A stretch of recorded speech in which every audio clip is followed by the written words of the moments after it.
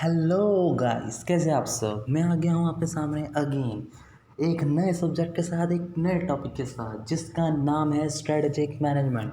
CA intermediate strategic management is a subject. So guys, हम आज strategic management की chapter wise revision करने वाले हैं। आज मैं फर्स्ट चैप्टर की रिवीजन अपलोड करने वाला हूँ। सो प्लीज़ इस पूरे चैप्टर को एंजॉय करिए, देखिए। ये आप देख सकते हैं मेरे सामने चार्ट है, ये फर्स्ट चैप्टर के चार्ट है। अगर आप इसे चाहते हैं तो आप प्लीज़ मेरे को व्हाट्सअप या इंस्टा पे मैसेज करिए, मैं आपको जो है डेफिनेटली इसके नोट्स जो है सेंड करूँगा। अगर आपको इसके रिलेटेड कुछ भी क्वेरी है सो आप मुझे जो है एनी टाइम जो है मेरे को इंस्टा पे मैसेज और व्हाट्सअप कर सकते हैं। I will be there on for you. So guys, start the chapter number 1 revision, that is introduction to strategic management. Introduction to strategic management. तो दोस्तों, स्ट्रेटेजिक मैनेजमेंट हम पढ़ने वाले हैं। तो सबसे पहले स्ट्रेटेजी क्या है। अक्सर आपने आमतौर पे जो है स्ट्रेटेजी वर्ड का नाम सुना होगा। आखिर ये स्ट्रेटेजी है क्या। अरे दोस्तों, आखिर ये स्ट्रेटेजी है क्या। एक छोटा सा एग्जांपल लेता हूँ कॉन्सेप्ट बनाने के लिए, फिर इसको मैं रीड करूँगा कि ताकि आपको अच्छे से समझ आ जाए। दोस्तों, आप जो है अच्छे से पढ़ाई कर रहे हो, 60% ला रहे हो, 70% ला रहे हो, लेकिन आप जो है चाहते हो कि फाइनल एग्जाम में आपके कितने मार्क्स हैं, 95%। So for achieve your goal to achieve 95% marks, you have to make some strategies, for future, for achieve your goals. So उसी को हम क्या कहते हैं, स्ट्रैटेजी। कि उन किन किन चीज़ों का ध्यान रखना है, क्या क्या चीज़ें करनी है अपने गोल को अचीव करने के लिए, डैट इज़ कॉल्ड स्ट्रैटेजी। ये है स्ट्रैटेजी। अब मैं आपको थोड़ा सा याद कराने की कोशिश करता हूँ। स्ट्रैटेजी मतलब what we are, what we want to be, हम क्या है, लेकिन हम किसके जैसा, हम क्या बनना चाहते हैं। स्ट्रैटेजी क्या है, जस्ट लाइक अ फ्रेमवर्क, हमें एक बताता है कि हमें क्या क्या करना है to achieve your goal. Strategy किसके लिए बनाई जाती है, टू अचीव अवर गोल्स। ये क्या बताता है हमें, लॉन्ग रेंज ब्लूप्रिंट। आपको पता है अगर आपको कुछ भी काम करना है तो आप एक जो है जस्ट लाइक एक प्रिंट निकाल लेते हो, उस पर चीज़ें लिख लेते हो, मेरे को ये काम ऐसे ऐसे इस करना है इस सीक्वेंस में। ऐसे ही strategy is just like a blueprint for an organisation. And most important, who make the strategy is make by the corporate level.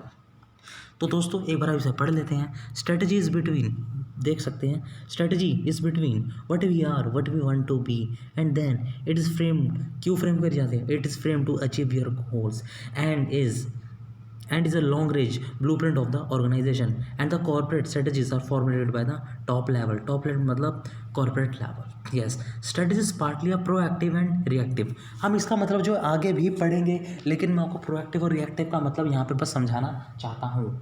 Reactive मतलब हम पहले बात करते हैं, what is the reactive.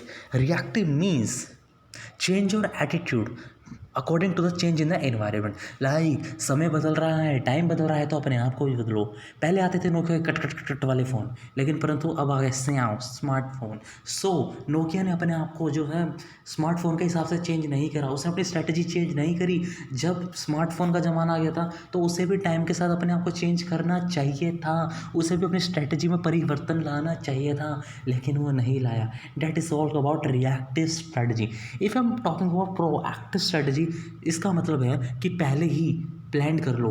It is a plan strategy. कि अगर आप किसी मार्केट में आ रहे हो, अपनी कोई स्ट्रैटेजी बना रहे हो, तो यूँ नहीं हवा में बना दी, पूरा प्लान करके बनाओ। Like for example, for start your any business, for starting any concept, you have to first make the strategy. Like strategy कैसे बनाओ, प्रॉपरली प्लान करके। प्लान कैसे करेंगे, इन्वायरमेंट को एनालाइज करेंगे, इन्वायरमेंट को समझेंगे, कस्टमर के टेस्ट को समझेंगे, अच्छे से प्लान करके अंदर घुसेंगे, फिर उसके बाद वो काम करेंगे। और जो इंसान प्रॉपर प्लानिंग के साथ, आई एम सो सॉरी, जो इंसान प्रॉपर प्लानिंग के साथ और टाइम के साथ काम करता है दोस्तों, उसका वो कभी भी घाटे में नहीं जाता। तो that is a reactive and that is a proactive.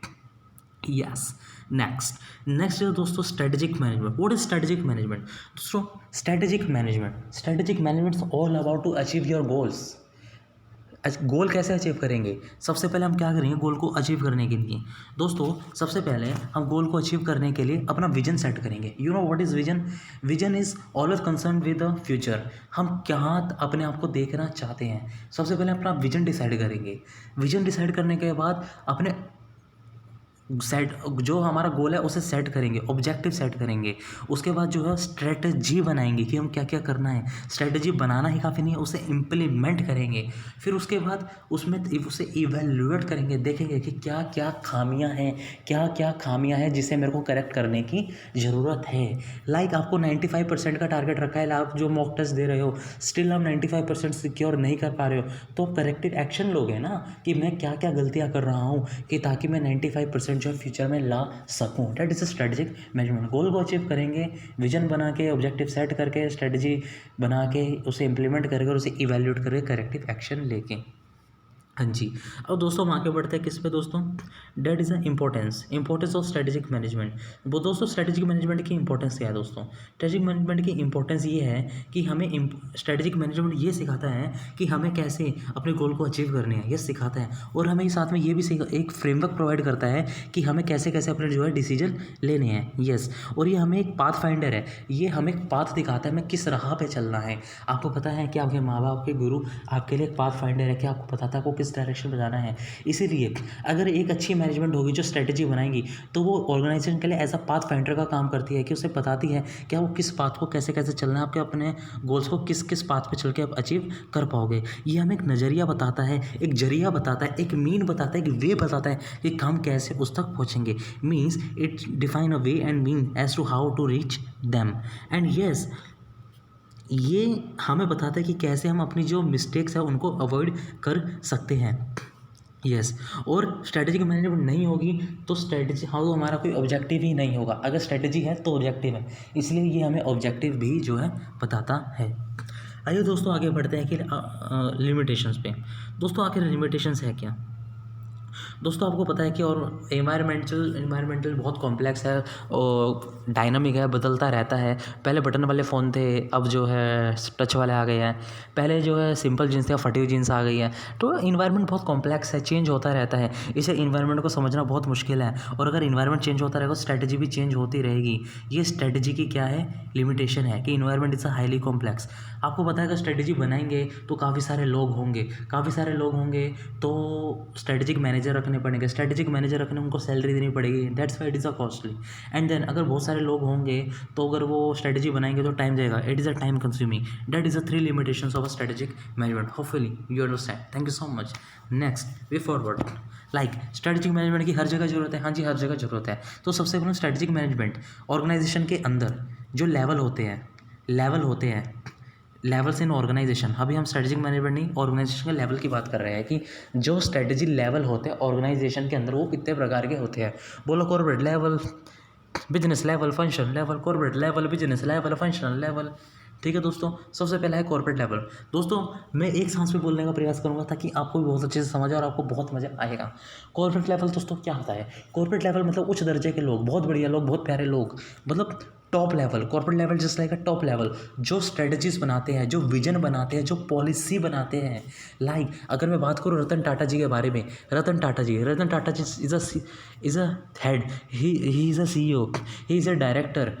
तो CEO, director, board of director, जो ऐसे लोग होते हैं ऑर्गेनाइजेशन के, उनको वो लोग कौन से लेवल पे होते हैं, वो लोग होते हैं कॉर्पोरेट लेवल। एग्जांपल लेते हैं रतन टाटा जी का।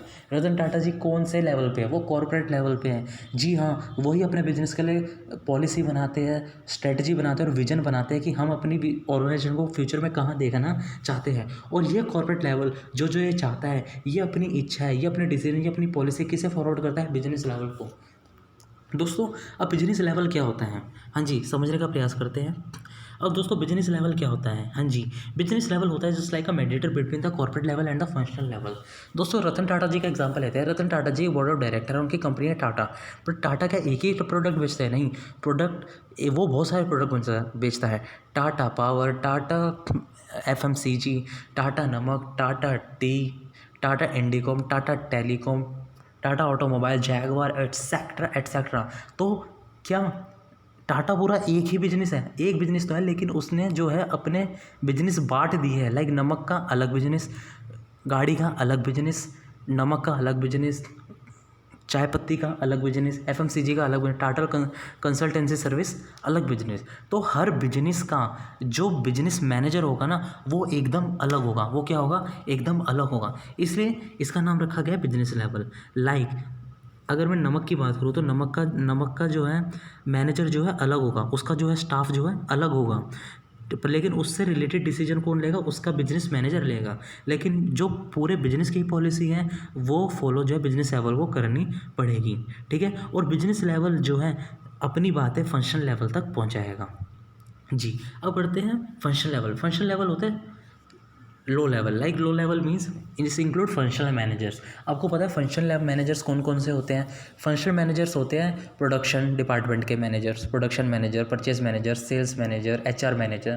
That's a functional. लाइक हर बिजनेस अलग है। टाटा नमक की बात करते हैं, टाटा नमक का प्रोडक्शन अलग होगा, टाटा नमक की सेल्स अलग होगी, सेल्स मैनेजर अलग होगा, परचेज मैनेजर अलग होगा, एचआर मैनेजर अलग होगा दोस्तों, है ना। तो ये वो बताता है कि फंक्शनल लेवल के अंदर हर बिजनेस का जो है अपना अपना फंक्शनल मैनेजर होता है। ये उन्हीं बातों को फॉलो करता है जो इसे बिजनेस लेवल के द्वारा दी गई है। ठीक है दोस्तों। और ये कस्टमर से जो है ज़्यादा से ज़्यादा कॉन्टैक्ट में रहता है और उनसे जुड़ी, और ये सबसे ज़्यादा जो इम्पोर्टेंट बातें होती हैं ना, इंपॉर्टेंट आइडियाज़ जो है जनरेट कर पाता है और वो जो है बिजनेस लेवल तक पहुंचाता है ताकि वो अपने बिजनेस में और ज़्यादा इम्प्रूवमेंट कर पाए। ठीक है दोस्तों, आगे बढ़ते हैं। क्या स्ट्रेटजिक मैनेजमेंट की सिर्फ प्रॉफिट ऑर्गेनाइजेशन में नीड है? नहीं, स्ट्रेटजिक मैनेजमेंट की हर जगह जरूरत है। लाइक किस के अंदर स्ट्रेटजिक मैनेजमेंट की सबसे पहले बात करें तो एजुकेशन इंस्टीट्यूट के अंदर जो है ज़रूरत है। स्ट्रेटजिक मैनेजमेंट की एजुकेशन के अंदर ही नहीं, मेडिकल के अंदर भी ज़रूरत है। स्ट्रेटजिक मैनेजमेंट मेडिकल के अंदर नहीं, गवर्नमेंट के पास भी ज़रूरत है। एजुकेशन इंस्टीट्यूट बहुत ईजी दोस्तों। स्ट्रेटजिक मैनेजमेंट की एजुकेशन इंस्टीट्यूट में बहुत ज़्यादा नीड है। कैसे? आपको पता है कि इन्वायरमेंट बहुत कॉम्प्लेक्स है, आजकल चेंज हो रहा है। लोग पहले क्या करते थे, गुरुकुल में जाते थे, फिर धीरे धीरे क्लासेस आई, लोग स्कूल जाने लगे और अब तो ऑनलाइन का ज़माना है। और आप देख सकते हैं कि जैसे जैसे टाइम बदल रहा है अपनी स्ट्रेटजी में भी परिवर्तन लाना पड़ता है।